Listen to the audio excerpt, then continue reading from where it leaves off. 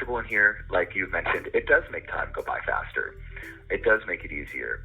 But that doesn't necessarily mean that it's not still a punishment, because if everybody in the prison system was constantly, every second, thinking about how horrible it is that they're there and how big of a mistake that they made, I mean, the suicide rate in here would be twice as high as it already is, which is already remarkably high. Yeah. And it's just not, it's really not human nature to do that. We're adaptable. We want to be better. We want to feel good. 1 minute remaining.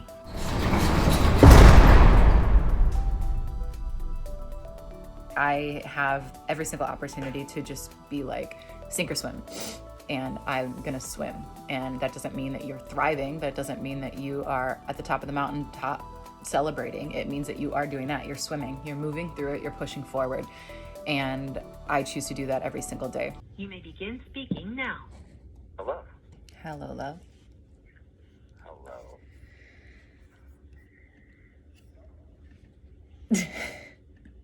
Let's do it. Get right into it. What's up? Do you know what the date is? I do. And? I thought it wasn't for another 2 days. Wasn't it on a Friday? There's a lot of things happening in the month of December. Today's December 4th. Yeah, that's true. Huh? Today's the 4th, December 4th. That means nothing to you?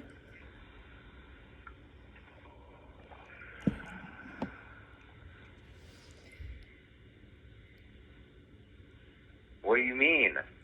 Today's exactly 10 months since you were arrested. Really? Yes, really. That's what you're... No, of course I'm not fucking thinking of that. I'm glad that I know. You're trying to pull out of me? God. You thought it was... You're making me think something else. I'm like, what? What could it possibly be? I was like, I know it's not our fucking anniversary. You're funny. God, you stress me out sometimes with this shit. What do you mean? 10 months is nothing. You're just really cute. Okay, so it's 10 months since I've been arrested. I mean, what's the, like, how does time pass by for you?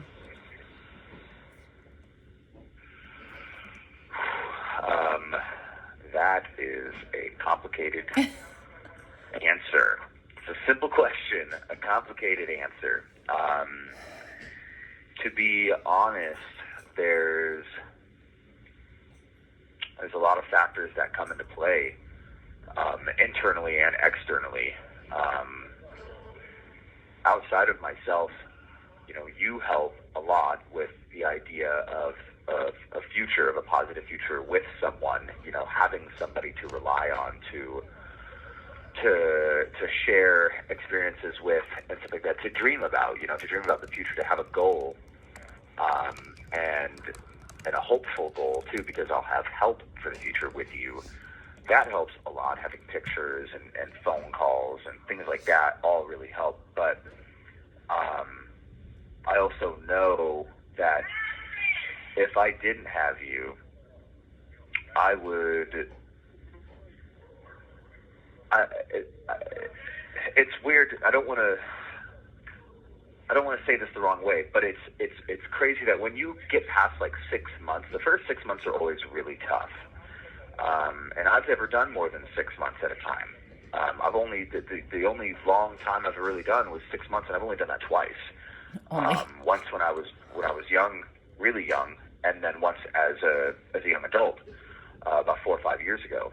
And so this is the longest time that I've ever been incarcerated, and I'm realizing that once you hit a 6-month marker, and it was around 180 days, things kind of start to change. You stop feeling sorry for yourself. You stop paying attention to your case. You stop wanting to be on the phone constantly trying to figure out if you're going to get out. There's this, for the first 6 months, there's always this, maybe I'll get out. Maybe things will be okay. Maybe, I'll be granted some lenience. Maybe I'll get to go home. Maybe I'll be released before trial. Maybe the charges will get dropped. Maybe it's not as bad as I think. And then with every visit from an attorney, slowly, and every court date that passes, slowly, that hope is drained out of you. and everybody has it. Everybody goes through it. It's like a phase of grief, honestly. And then once those phases have been expressed and you've gone through them, then you kind of get to this point where you're idle. You know, you reach that 6-month point, and you know that you're in there. You're in there. You're not going anywhere. You might as well get comfortable. And it kind of happens unconsciously. You don't realize that you do it, but you start to be used to being in here. You get comfortable, you know. A lot of people as humans adapt to their environment very naturally. Most people have the ability to do that very easily, and especially when you've got this much time to adapt. And so you get used to showering with other people. You get used to shitting in front of other people. You get used to being on the phone next to other people, knowing the phone conversations are recorded and having to watch what you say and what you do. You get comfortable with the idea of you don't sit at this table because that's the black table. You sit at this table, and when you walk through the day room, you don't walk in between the black tables. You walk around them. You know, or you know, you don't just walk into another cell. You knock first. You know, and these are things that become natural to you. They're the way of the law in here. And this place is kind of like the Wild West. You know, we have the policy rules, but the inmates really make the rules, and the facility follows those rules. Like, you know, the segregation of they call it the politics. There are politics of prison politics. You don't sell in with anybody but your own race, unless you absolutely have to. And then as soon as, you know, like you get put into a module while it's locked down and you don't have a choice to find another bed, or there isn't one available in the room that is of your race, then you know, some people will just simply not sell in. They'll go to the hole. They would rather go to the hole than to sell in with somebody of the opposite race. But when you first get here, when you're within your first 6 months, all of that stuff is new to you, and there's a lot of anxiety. You're cautious about what you do and what you say because you don't know, you know, what might happen. There's a lot of stigma to somebody who's new to the prison system that it's extremely dangerous, and that there's always somebody out there looking to hurt you and to kill you. And while that's true, you don't see it as much as it's portrayed in social media, in the entertainment business, like movies and stuff like that. You know, you don't have huge dudes everywhere with knives trying to stab little dudes and rape them all the time. That's just a stigma. It's not really like that. Although that stuff does happen, and I've seen it. But I mean, you were jumped because they thought you were. Yeah. They thought, there was, and that's actually a great example. The first day when I moved into HMOD, there were two men in a shower having sex with each other consensually, and one white male and one Mexican male. And when I came in with my box and all my stuff to find which room I was in, they were already in there. I'm putting my stuff away. I'm putting everything away, and then, you know, the guys in one of the rooms in the white cell realize what's going on in the bathroom, and one of them freaks out, and because I learned later, because he's got trauma. He's got past trauma, and it triggered him, severely triggered him in a PTSD kind of way. And he went off the rocker. I think he was also intoxicated. I believe he was also drunk. And when he looked at me, he looks at my skin complexion, and you see a white boy. You see a white guy. People don't know that I'm half Hispanic and that I actually sell in with the Hispanics for my own reasons.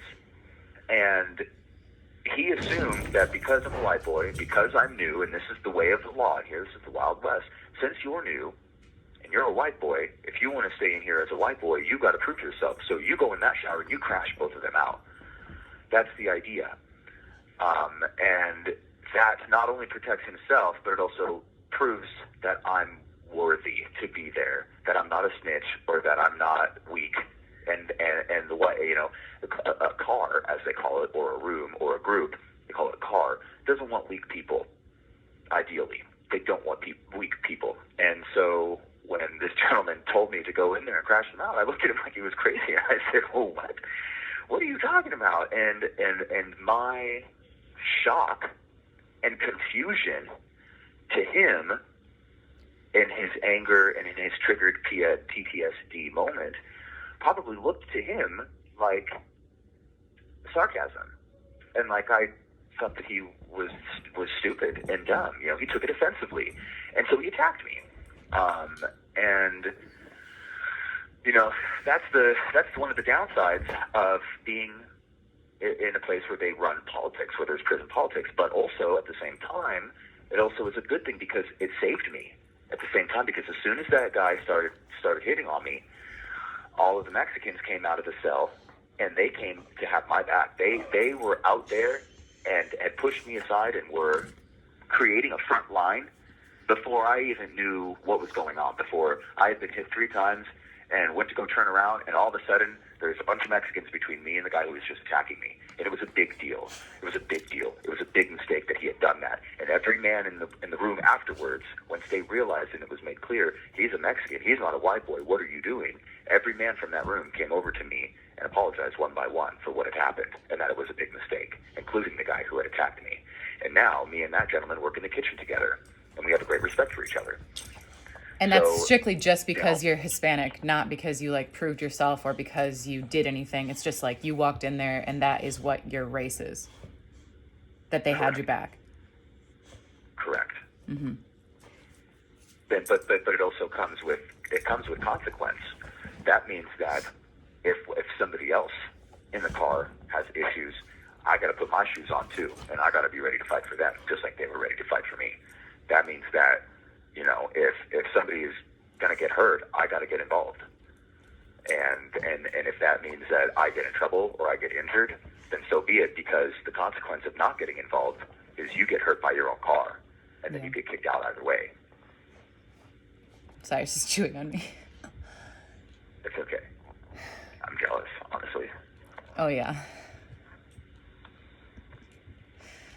So it's funny you talk, I've been thinking about this a lot, like without talking to you about it, is the whole idea, ever since you have quote unquote gotten comfortable in there, I'm not as anxious about you getting hurt or getting injured. Like I can tell that you are like doing well in your situation, right? But then that level of you being comfortable, I don't stress out about your safety. Now I'm stressed out about like, what are you getting up to and what are you doing? And at what level, at what point does comfortable turn into institutionalized, is what you're saying? Okay, well, that's not what I mean, I do have that thought, but that's not what I was thinking. What I mean is like, you're doing more illegal stuff because you're more comfortable, because you're around a whole bunch of criminals who need to pass the time, who need to stimulate their brains, who need to do what they have to do, but you're not becoming a better... That's a really good point. That just because you're in prison doesn't mean that you can't break any laws. Just because you're in prison doesn't mean that you can't get a hold of your vices. Like we've talked about before, I mean, you can get anything in here. Anything. If you have money, there's COs that are willing to bring something in for you. And if it's already in here and you've got money, it's easy to get. I mean, there's no security really. We can use the key cards, like I said, the key cards that we have, or not the key cards, but the ID cards that we have, pop our doors.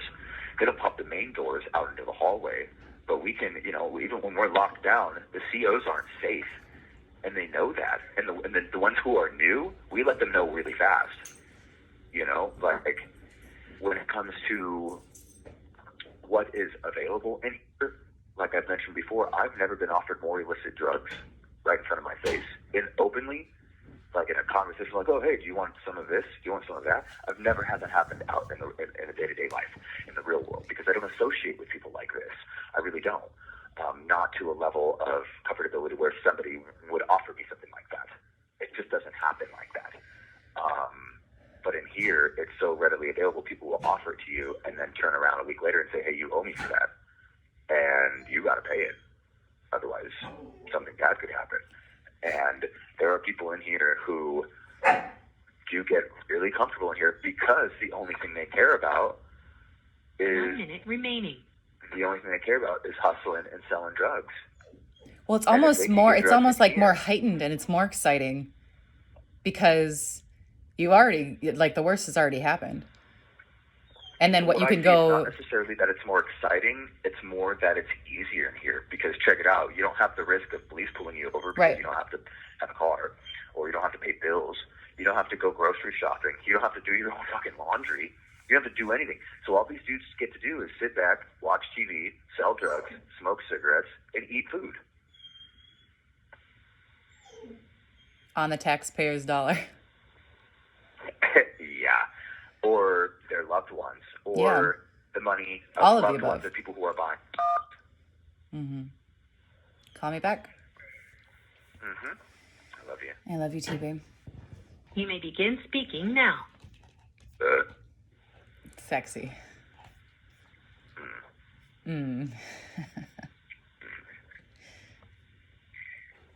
So what's better, being comfortable to pass, like, does that pass the time, or does it just like make you feel human? Well, there's actually a lot of things that happen when somebody isn't comfortable here. You're constantly nervous. That means that you don't know the rules. You don't know everybody. You don't know the schedule. You don't know what's going to happen to you. You haven't gotten past your processes of grief in your case, and you haven't accepted the fact that you're in prison. Get comfortable. And what that looks like to other people, what that does to the other people in the module looking at you, is that makes you look sketchy, and that that's blood in the water to sharks. That looks bad. And when I think I've mentioned this to you before, when somebody walks into a module with their box and their mattress, and they just kind of stand there and look around scared and nervous, it makes you look like you're a rat or a child molester. Like it looks bad. But if you walk in and you've got confidence and you walk straight to a room and go, oh, you got a bed? Cool, I'm going to move in. People get a different impression about you. It's all about the physical body language. If you are nervous and you are anxious in a place like this, other people pick up on that, and they're gonna think what they will. They're gonna make their judgments, and they're gonna make assumptions based off of how you act. So if you're not comfortable in here, there is a level of not necessarily danger, but complications that will arise with your stay here and how other people treat you, because there's a lack of confidence. There's a lot of in tribalism, you'll see that a lot. When you think of traditional tribalism, weakest links are typically rooted out. Whereas, in this situation, you're more or less exiled in plain sight. When you start to become comfortable in here, it's not necessarily like that means you're more enticed by things or you're more likely to commit more crimes while you're in here and doing dumb shit. It just means that you've reached a level of security in yourself and where you're at, and that's a good thing. When you're comfortable in here, like you mentioned, it does make time go by faster. It does make it easier, but that doesn't necessarily mean that it's not still a punishment, because if everybody in the prison system was constantly, every second, thinking about how horrible it is that they're there and how big of a mistake that they made, I mean, the suicide rate in here would be twice as high as it already is, which is already remarkably high. Yeah. And it's really not human nature to do that. We're adaptable. We want to be better. We want to feel good. We want to be better people. I mean, society has encouraged humans into this cognitive evolutionary spectacle, I guess you could call it, where everybody is constantly trying to be better, trying to weigh up to something, trying to, liking Instagram posts and comparing yourself, wanting to show off to all of your old high school friends at a reunion because you felt like you were never good enough. Society encourages people to feel like they're not good enough. And the craziest thing is that in here, you don't feel that. When you do finally get comfortable, you don't feel that. you get the people in here who are like, man, I just want to be out and do my thing. I want to be out and drive my car, and I want to be out and be successful. But that's hope. It feels different. These people are taking this really shitty situation that they're in, and every once in a while they're saying, man, when I get out of here, I'm not going to do this shit again. I'm going to do it right. I'm going to be right. And I'm going to, work a job, and I'm going to do this, and I'm going to do that. And there's some people who don't, granted, say that. But the majority don't want to do this. And that's actually a big contrast between the state and county levels of incarceration versus the federal. Honestly, because a lot of repeat offenders are in the state and in the county level of incarceration. Mm-hmm. You get people who are just in and out in the state and in the county level jails. But you don't see that in the federal system. You hear a lot of people in the federal system because they're, this is big time, long time. You hear a lot of them express that they want to make changes. There's a lot of intelligent men in here that don't want to live a life of crime. They don't dream about it, which is something that you would think when you hear federal prison. You think about hardened lifers who have been in the mafia, who have killed multiple people, and who have taken tons of money from businesses and who have conned their ways into, other countries and shit like that, but it's not what it is. It's not what it is at all. There's nobody in here from the mafia. There's nobody in here that's killed 20 people that I've seen. It's all drug conspiracies and gun charges because people cross state lines with their illegal guns. If they wouldn't have crossed state lines, it would still just be a state case. Right. But they're brought to the federal system and now create another notch on the statistical belt. They're another number on the percentage in the federal system. And that's something that really needs to be shown light on, is that these aren't all crazy criminals. These are family men with drug conspiracies who never got caught with any amount of drugs on them, but were caught because somebody else with drugs got caught with drugs, and they got their cell phone, and the feds go through their phone and get every single contact and then start watching them now because they get to do whatever they want. Okay, but from my perspective, being the observer of the whole situation and the one assuming what's happening inside, because you don't tell me everything, because you can't, because the phones are recorded, but also because you want to protect me and yourself, like that level of you being comfortable is really hard for me. You feel this way about me being in here and being comfortable in here because you're afraid, I just want to clarify, you're afraid that I'm in here breaking laws and doing drugs and drinking and just being comfortable in the environment in here, in the beast, is what you're saying, correct? Yes, and then therefore when you get out and you're on probation and there's going to be rules and you quote unquote want to be the best version of yourself, like how am I supposed to trust that that's going to happen if you're not doing that within the prison walls? Well, that's exactly what I was going to bring up to you. Yeah. That's where trust comes in. Honestly, that's the only answer that is logical.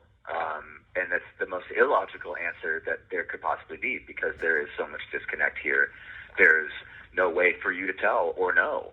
And even when I'm out, you're not going to be able to watch me constantly. You're not going to be able to keep tabs on me like a parent would. You're going to have to trust. You're going to have to trust that that's not going to happen. And if it doesn't happen, then you've got to save yourself.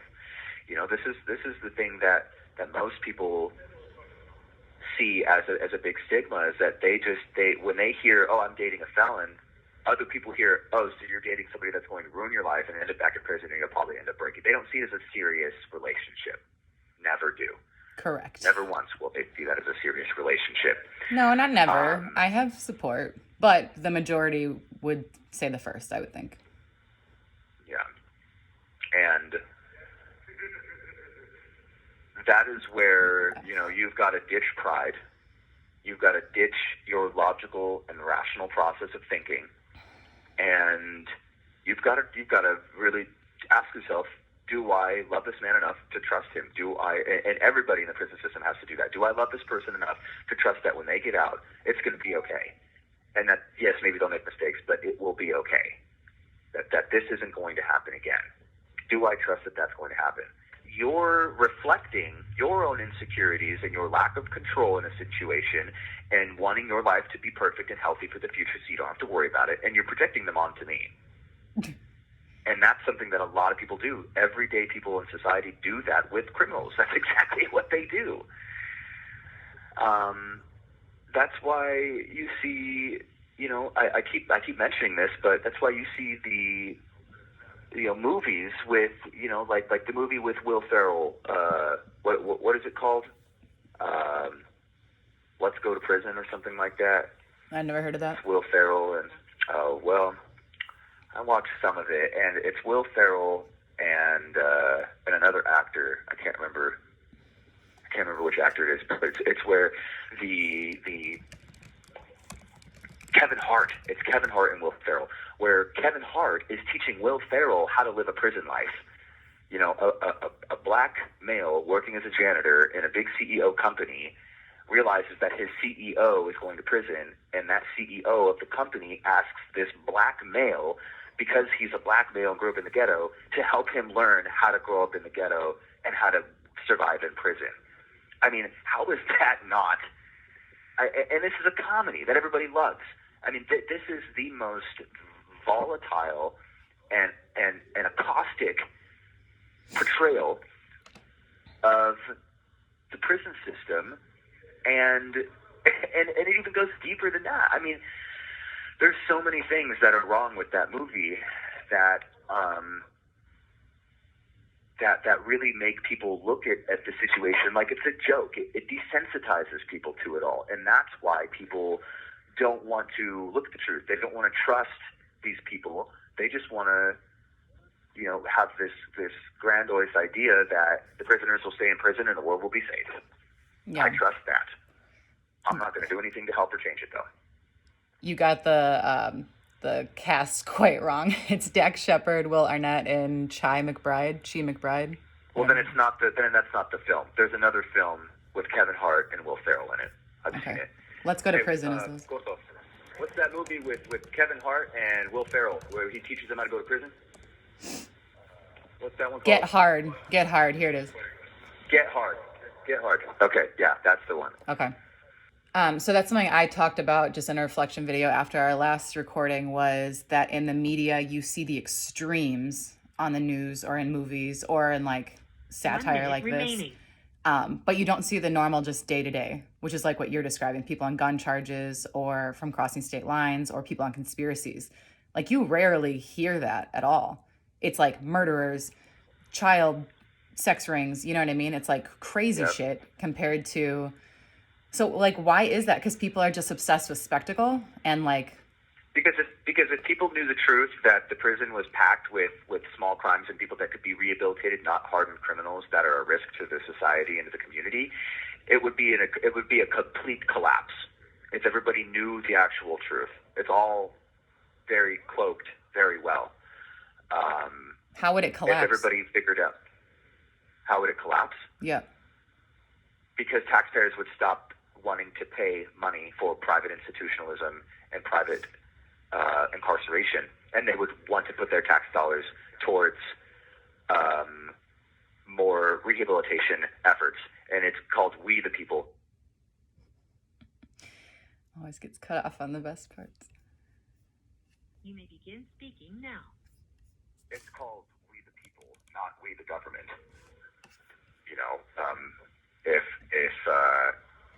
If a community or if the nation, the people of the United States of America realize where their money is really being spent and realize how much billions of dollars these people are profiting off of hardship and people's hopes and dreams and souls and families struggling, and if I don't know for sure. I might be wrong, but I would like to think in a half perfect world, in a par world, that if everybody figured out what was actually going on here, that 70% of people that are incarcerated are drugs and guns, people that are very possibly capable of being rehabilitated, of going through treatment, of completely refacing and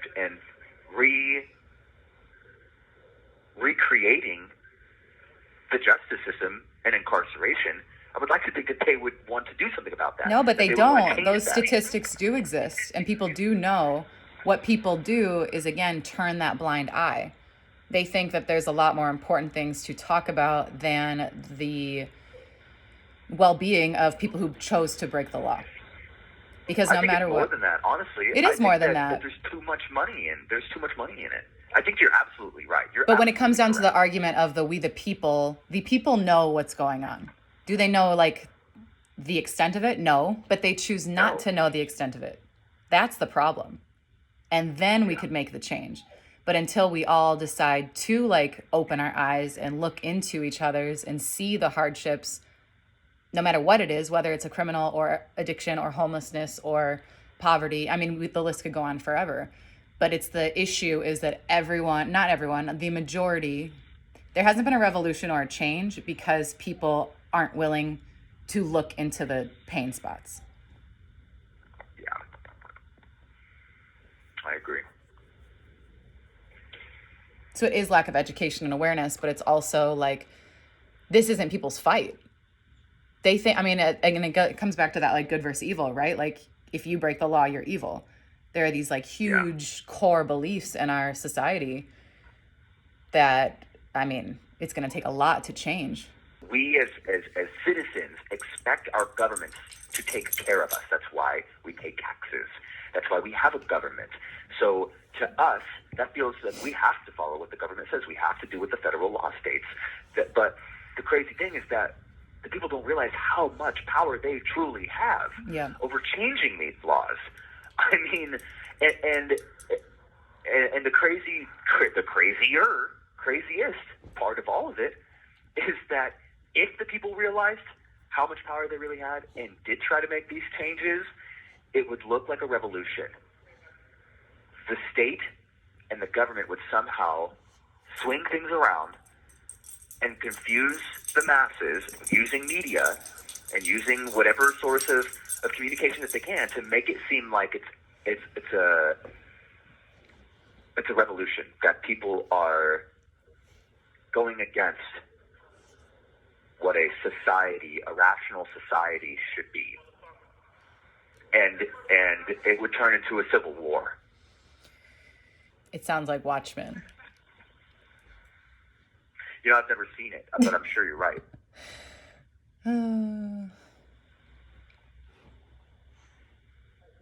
Back to being comfortable in prison.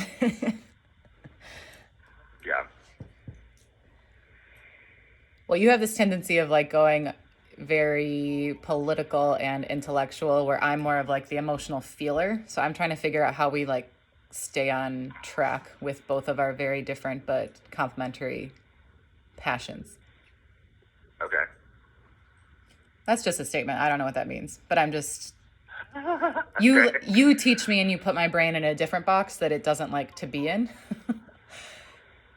Well, that is emotional for me because I'm very passionate about these things, but it's just that I know about them and believe in most of it to be true, or at least theorize these things.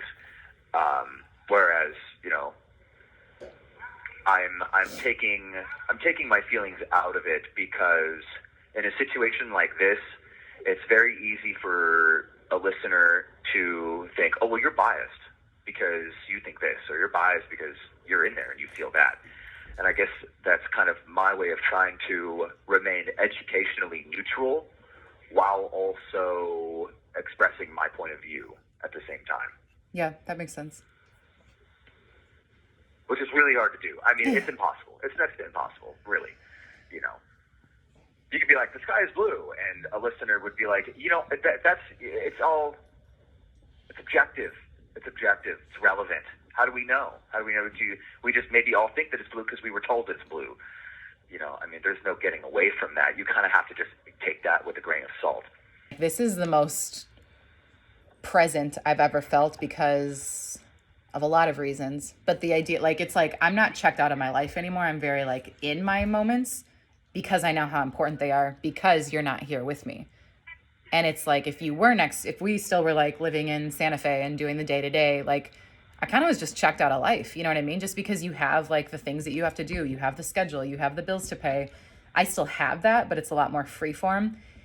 And it's like, I feel like I'm missing a big chunk of it because you aren't with me.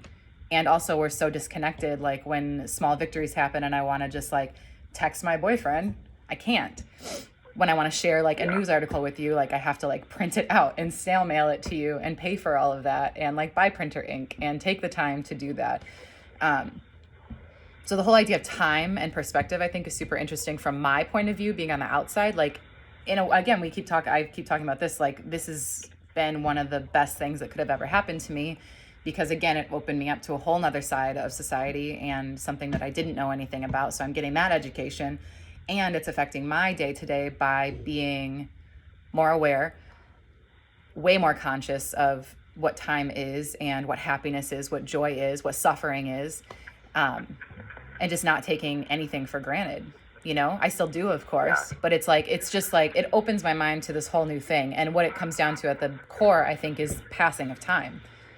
Because all we're doing is waiting for news for your case, for news for your sentence. Like, how much time are we going to be apart? And then we can make this plan. When it's like, that's not what life is, but that's how all of us live it. And then when I'm forced to choose to be in a relationship with you, and then it's like, it feels like my life is on hold, that's just not the truth. So it's funny, the whole idea of you getting comfortable in prison, like, and your life is literally just ticking away and you have to do this time, quote unquote. Like the people on the outside, we are doing the time with you. We always talk about this too, but it's in a completely different sense. And in a way, a lot of that is liberating from like the suffering of day to day waiting to die. But it's still painful and it still sucks. And my idea of perspective, and when people are like posting inspirational quotes on Facebook, it's really hard for me to have sympathy. You know what I mean? And this is when I get into my like black or white mode, which I don't like about myself. But it's hard for me to see that balance. And like, I just have to be super aware of every single moment and check my ego and my victimhood mentality, really. Because I'm the one that's choosing to do this. You know the saying that they have, you can't watch water boil. You heard that before? Yeah. That's kind of what happens here in prison. You don't, and this comes back to that 6-month marker again too. It seems like once you hit that 6-month marker, you stop watching water boil because you realize that it's not, if the water won't boil, you'll stand there all day and nothing's going to happen. And you kind of reach this point that comes along with that comfortability that we've spoke on, that you realize that you have to start consuming time mentally. You trick your brain into consuming that time. And that's where that's where you feel that disconnect, because your life is based on consuming every second that you can and taking full advantage of every minute, because you have a busy schedule and you need to. Every minute is packed with something. And that's because we're taught to take advantage of every minute and to feel every minute and to live every moment, because life is so short. But then when you come to prison, you have to trick your brain into not doing that, because you will kill yourself if you try to live every second in here. You try to consume every single second like that, cognitively, consciously. You have to find a way to numb that time. You have to find a way to tear yourself away from the clock. And people hear disconnection from that, but it's really a defensive mechanism. It really truly is. I've heard people say, "Oh damn, like I just realized that I haven't called my woman in 4 days." It's like, how do you forget to call your loved one before it is? I do that. I do that with my grandma. Yeah. I do it with my grandmother, because instead of taking the time to call her, I forget. I become enveloped in playing cards, watching TV, reading books, doing whatever it is that I do in here that I've trained myself to do to pass the time, so that the night can end and I can go to sleep and tomorrow's another day. And weeks fly by like that. They fly by. I can't believe it's been 10 months. It does not feel like it's been 10 months. I can't believe you didn't know that. From my perspective. And that's what it is. That's exactly why. Because if we don't, I can't even imagine what will happen, what could happen. I really can't. I mean, depression, obviously, is the first assumption, but, I mean, it kind of just, it happens naturally, too. It really does. Yeah, it's a part of human psychology that a lot of people don't get to feel or experience, being in jail like this, being in a prison system. 1 minute remaining. And I mean, a don't lot of wish it people upon any. do experience it. Millions of people. Yeah, a lot of people experience, people live in their own little prisons, in their own little worlds. You know, everybody makes their choices and must suffer their consequences. Mm-hmm. That's the way the world is supposed to be.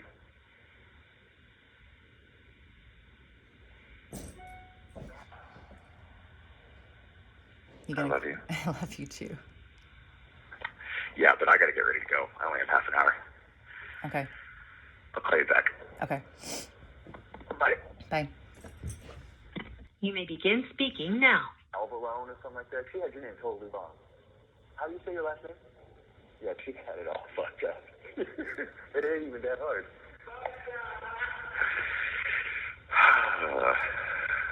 Okay, one last question so we can wrap this up, yes?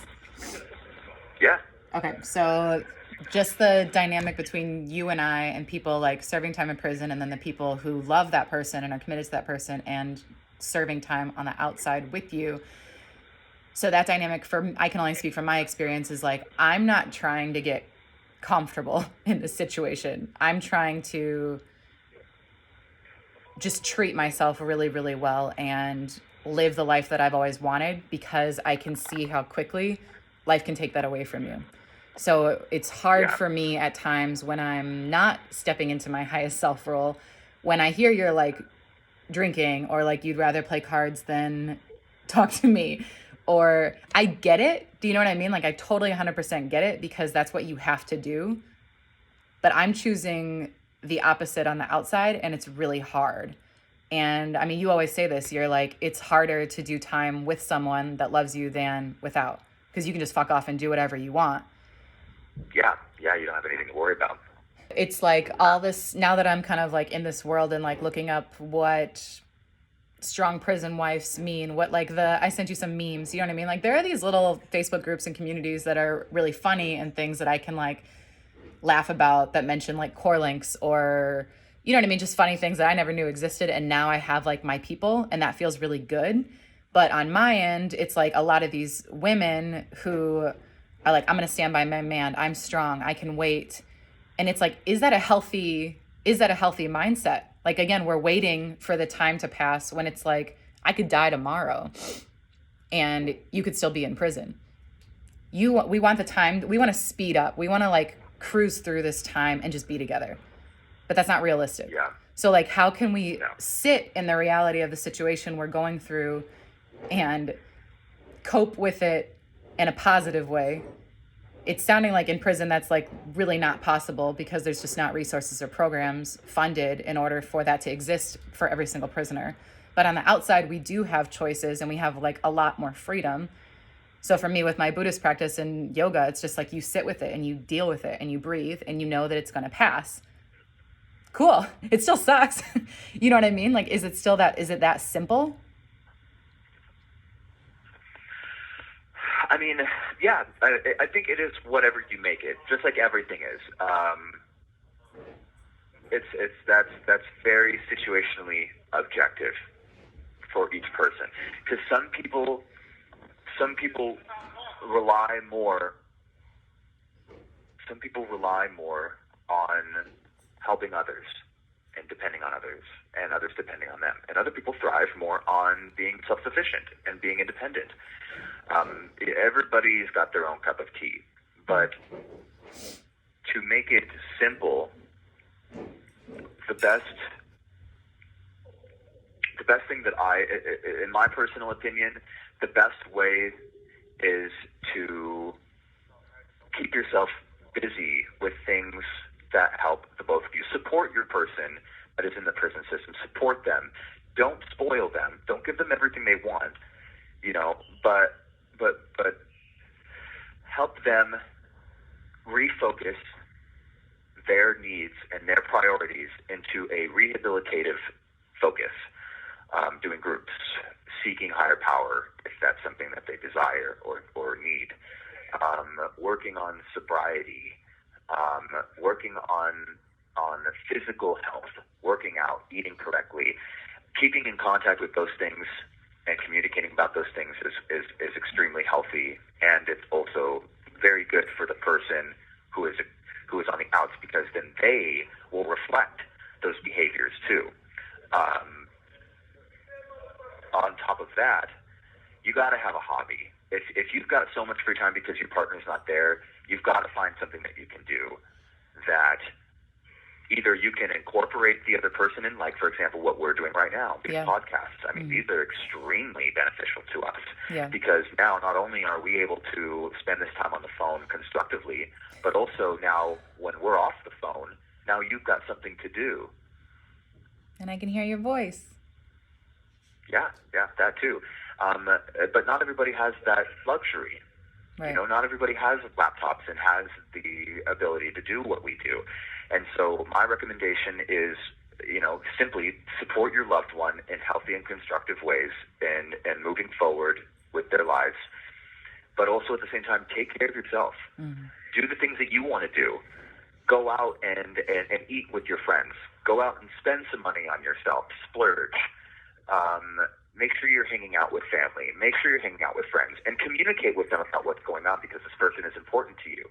If people react negatively to these thoughts or these expressions of feelings about your person being in the prison system, then maybe you should, depending on what your priorities are, realign who your friends are. Because it's very important that you feel confident and you trust that the decision that you're making is the right one in staying with your partner and supporting that person. On top of all of that, I would say do research. Educate yourself more on the process that's coming, on the future. Think about the next step, because your person is going to need you. They're going to rely on you when things get tough and when they come out of the prison system. They're really going to need you. So educate yourself. Go to a counselor, seek a therapist, and speak on your fears and talk about what it is that your partner does or your incarcerated other. Their tendencies, really express these things and try to work with them, with somebody, if you have the ability, who professionally does that for a living, who has the ability to help you direct your feelings and your emotions in a positive way, and help you refine, let's just say, more sharpened and focused, I don't want to say attention span, but goals. You've got to have goals. Yeah. You've got to have a forward momentum plan. Love it. I love you. I love you too. I gotta go, babe. I know. I'm sorry. I love you. I love you too. Bye. Bye, sweetie. We're all going through, again, something. And for me right now, it's dealing with being in a relationship with someone who's incarcerated. So that's my struggle right now. But it's also very beautiful. And after being detained and then me being released and him being arrested, it was that moment of I just had to make a choice. And I don't even think I didn't think. It was just like I knew what I needed to do, and I listened to that and I honored that and I went forward. So I think that moment that was so big for me and like life changing, literally, I hold that dear to me now. And then I think to myself in small situations, even just like waking up in the morning and I look at Cyrus's face and I choose to be like happy about it. And that I love him, even if he like punches me and scratches me, which happens a lot of the times. It's just like, how can I always shift my mindset to be in a positive and empowered state? Because it's real easy to numb, to go into depression, to play victim. Way too easy right now. And that's been my struggle my whole life. So believing in karmic patterns and the fact that I chose this life for a reason. Like for sure, Sebastian came into my life to break this out of me and my healing journey. And that's what I believe in. So it's like, I have every single opportunity to just be like, sink or swim. And I'm going to swim. And that doesn't mean that you're thriving. That doesn't mean that you are at the top of the mountaintop celebrating. It means that you are doing that. You're swimming, you're moving through it, you're pushing forward. And I choose to do that every single day. So if you're in a situation like me and you are committed to someone who is incarcerated or perhaps in rehab or long distance relationship even, or someone who is in the military and they're serving time overseas, you know what I mean? Like it's a similar feeling for us. I'm not saying the circumstances are the same at all. But in our hearts, and that longing and that sadness is similar, I think. And so like he said, like all of the little tips I think are just super powerful. Self-care is so trendy right now. Self-love is so trendy right now. I believe in all of those things and the power of them, but it doesn't have to be crystal bubble baths and like sipping champagne with strawberries in them. It's checking in with yourself constantly and asking, does this behavior, does this activity in the day, does my job, does my relationship with this girlfriend who I've known since kindergarten actually serve my highest self anymore? I don't know. And for me, dealing with the stigma, the taboo, the harsh reality of moving back to a city that I didn't want to be in initially because of Sebastian's crime, that was like a heavy thing for me to have to like repeat over and over again to all of my friends and acquaintances when I returned here. And still, like, I'll run into people and not tell them why I'm here because I don't want to deal with it. I don't want to go through the exhaustion of explaining what's going on or the reality. And quite frankly, it's nobody's business but my own. So what I'm getting at here is that like self-care and putting myself first and the life I want to live first has been the biggest lesson throughout this, because it comes down to that construct of time and that he could get released, right? He's not going to, but he could get released. He could get his sentencing guidelines are 46 to 57 months. So we think 46 months ish, right? Like that's just what you're going to, because of his plea deal, they said that they would give him the lowest on the guidelines. So if the judge goes cookie cutter, it would be 46 months. He served 10 months, so that's 36 months. So that's at least 3 more years that I am mentally prepared to deal with this day to day. That sucks. However, when he got those guidelines back, he told all the other inmates, and they were like, do you know the things I would do to have 36 months? And because everybody else in there is looking at literally like 10 to life on, like you said, drug conspiracies or other federal crimes. So that idea of perspective, like it could be worse. I mean, that's the thing. It could be worse. So next time you're like arguing with your boyfriend, husband, partner in the kitchen about like not taking the garbage out, you know what I mean? Things like that. I will be sitting cooking by myself and like daydream about this stuff.